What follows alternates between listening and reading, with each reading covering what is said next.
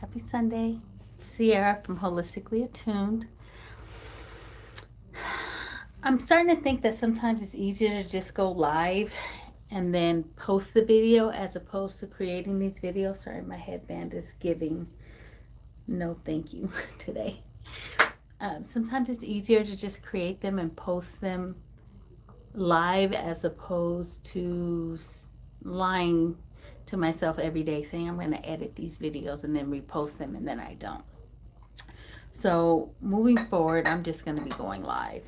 And then maybe you catch it live or maybe you watch the replay. I don't know. But I want to talk to you guys really about hoodoo and the concept of hoodoo. And I hope that this resonates with somebody because this is really about my personal journey. And so, because it is my own personal journey, I'm speaking of my experiences.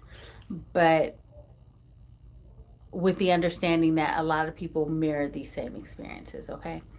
So, if you follow me on Instagram, I made a post yesterday. If you don't, it's holistically_attuned. But I made a post yesterday about starting where you're at. Always starting where you're at. We have this misconception that we have to have all of these ducks in a row before we can begin anything, right? So for me, I was showing you guys this beautiful garden bed that I got. And how I was putting it together, and the whole concept of the discussion, what I wrote on there was about starting with what you have, working with what you have, beginning with where you are. And that is such a strong concept in hoodoo because the reality of it all, I can give you a list of herbs to get and a list of things to do, but it is so intuitively guided by your ancestors. You also have to really be connected to them for this to work, right? And so it's about working with what you have. Yes, in my mind, I envision myself, I see it very clearly having my little house, countryside with a long driveway that you have to, through the woods in order to come and find me. Like if you found me, that means you was looking for me, right? You didn't happen to stumble across me. And I have my chickens and my goats and my herbs, my beautiful herbs, because at the end of the day, I am such a root worker at heart. Everything I do is around herbs, right? Whether it's the magical workings or the healing portions, whether I'm using my left hand or my right hand, I'm working with the herbs. And so I see all of this, right? Me growing this food for my family. And so we are beating the system, jumping out of the system, not even beating it, but getting out of the system, this cycle of toxicity and getting back to ourselves, healthy foods, healthy environments, not the societal stuff. But anyways, that is my vision. However, where I'm at right now, I live in a city. I live in a house with a huge backyard, and all my kids are involved in sports. And the reality is, I don't necessarily want to uproot everybody at this moment. And so, what am I going to do? I'm going to work with what I have. So, in the video, you see my husband helping me put together this huge garden bed that he got me, raised garden bed where I can grow some herbs and some foods and things like that. And the energy behind it is just start doing now. Don't wait. Work with what you have. No, I don't have the farm yet, but does that mean that I can't grow and I can't start farming? Does that mean that I can't cultivate the skills associated with farming so that when I do have all of this land, all my crops are going to be successful because I've started now. I've started to cultivate my green thumb. I've started to really nurture this talent, this gift, this magic that is within me when it comes to gardening, putting my hands in the soil. I did have a garden in my old house, but I've been in my new house now for a year and a half, and I hadn't started my garden yet for whatever reason. it's all excuses, right? But it feels so good to finally be able to start. And so I'm learning things about the soil and blending it correctly and what grows best next to this, keeping everything organic. And it feels good because I know at the end of the day, when I do get the vision, the farm that I see, it's going to be successful. But it's going to be successful because I took the time to work with what I had now, to cultivate that now, to grow those skills now, so that I can apply them. It's this energy of being mindful and grateful with what you have now. Not necessarily always looking to what's in the future, not focus on what you had, but what you have right now. The more that you, and I love the word cultivate, I'm dropping it a lot because that's probably the word of the day or the week. But the more energy that you put into it, into anything that you desire, the more energy that you feed it and that you put into it, the more you will see it comes in abundance. So by doing this, I'm actually manifesting my vision a lot quicker because I'm already hands deep in it. And that's really how you have to practice your craft. Um, when it comes to working hoodoo, so I am a practitioner. I'm a hoodoo practitioner. I am a root worker.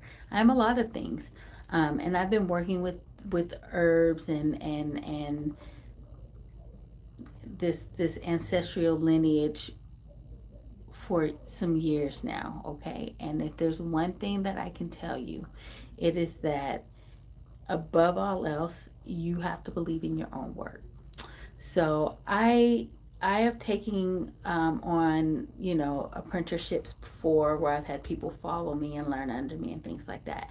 And so I'm actually working on building a course so that it's online where we'll still have the interaction, but you don't necessarily have to live in the city to learn, right? And so in doing this, I think it's important that okay, I guess what I want to say is confidence is everything. And moving forward and doing whatever you choose to do, confidence is everything.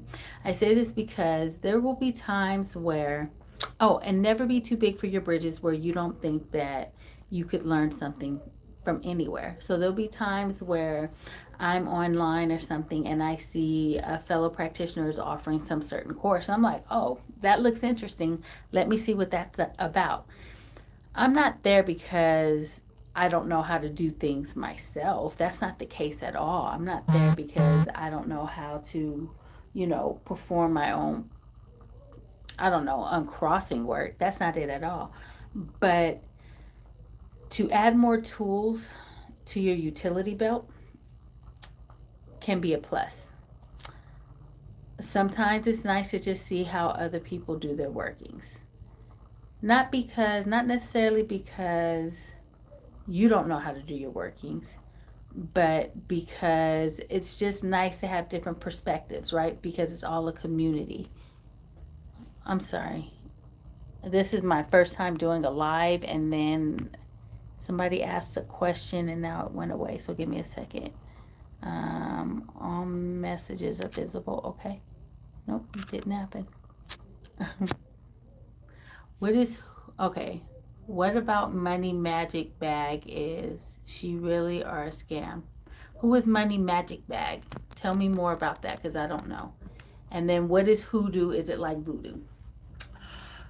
I like that question. Okay, so hoodoo stems, hoodoo and voodoo stem from the same context, the same practice. It's an African traditional religion. Um, Hoodoo has a lot of the same foundations as voodoo, except voodoo is a religion. Hoodoo is a spiritual practice. To understand it on a deeper level, um, both of these practices not kind of, they did go incognito during slavery because that was the only way to be able to preserve them without being killed, right?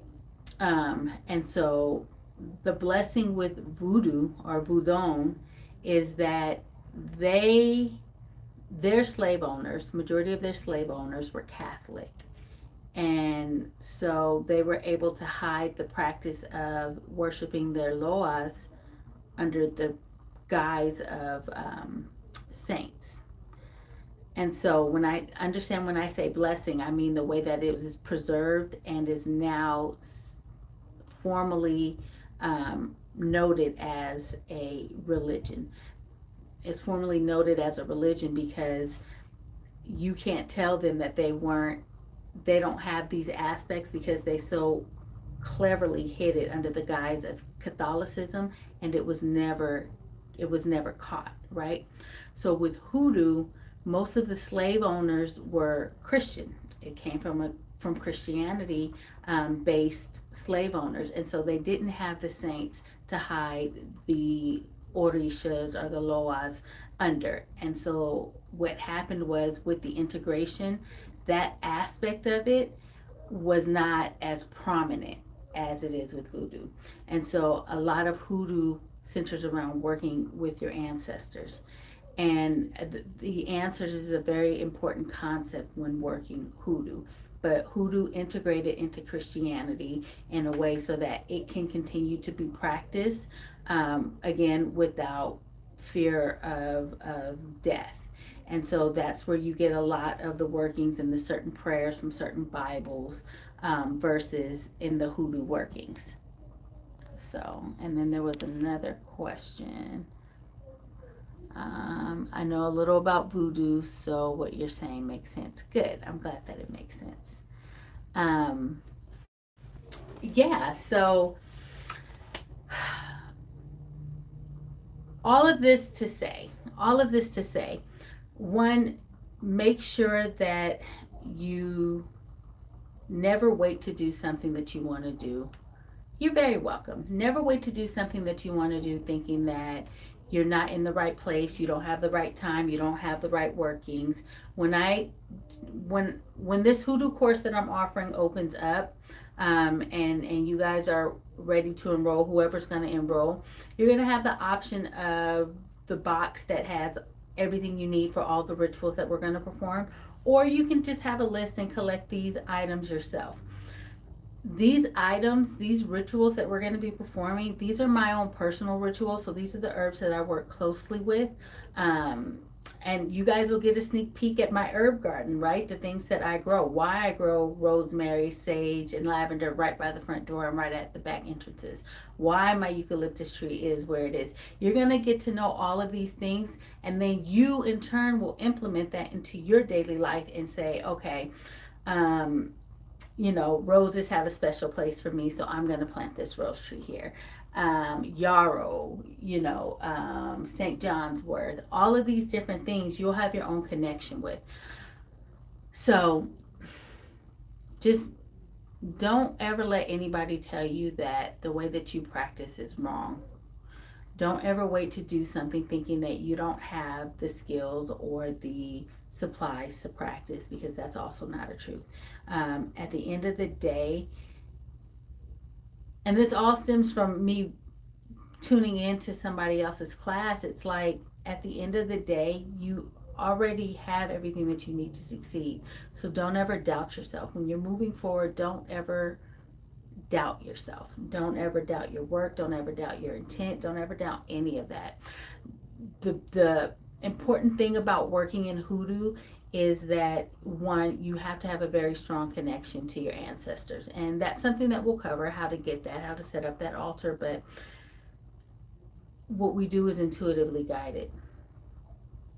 A lot of the rituals that we receive, like you'll take my rituals or whoever else you listen to, and you can make them your own, and then you'll get to a point where you will be able to just sit there, right? You'll sit there with your bowl, and then you'll just start grabbing the herbs that you know that you need to do whatever your intent is, whatever it is you're intending to do. You'll grab your candle, the candle that you're going to need, and then you'll put all your workings together. And it will be something that is intuitively guided. The other day, I gave myself a head cleanse and a spiritual bath for cleansing. And all the herbs that I put in there, I had never used that recipe before, but it was intuitively guided. I feel like this was my ancestors talking specifically to me. It is something that I have been drawn to do, and I'll put this in a separate video. Um, and even give you guys the ingredients for that and how I did that. But being able to hone in and listen when they're speaking to you is very important. And because this practice is very much, um, it is very much intuitively guided in the sense there are some definite do's and don'ts. Don't get me wrong. I'm not saying do whatever the fuck you want and that and call it hoodoo. No, I'm saying the concept of having to work with what you have is very much hoodoo.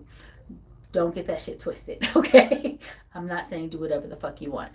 I'm saying when you establish that relation with your ancestors, they will give you recipes and you'll be able to jot those down and work with them and see how it goes for you.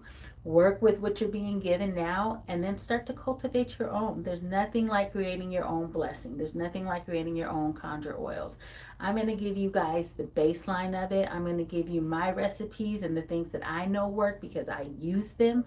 I've used them to manifest so many things, but you guys are going to tweak it and make it your own, and that's the important concept. And you're going to take notes and you're going to give these to your kids and you're going to pass this on. um, it's not going to stop. So always take from something what you need and leave the rest behind. I kind of went on a little tangent. um, so that might have been all that I really had to say. um, I will leave the information, I guess. Again, follow me on Instagram, holistically underscore tuned. That's where I'm going to be putting all my updated information on my Hoodoo course. You guys, it's going to be so much fun. In that, we're going to be talking about the history of Hoodoo, connecting to your ancestors. We're going to be doing a ritual weekly. Um, and it's going to contain all kinds of different things from unhexing to road opening to protection, money workings, love workings, you know. Um, it's going to be a beautiful, beautiful thing and a great way to start your foundation. So, I hope you guys got something out of this, even though I feel like maybe it was all over the place. There were a lot of different gems in there for different reasons. So take with that what you will and leave the rest behind. Like I said, don't forget to like, subscribe, and share this video. Please feel free to leave me a comment if you want to hear about something more specific. Other than that, I hope you guys have a great rest of the Sunday evening. Bye.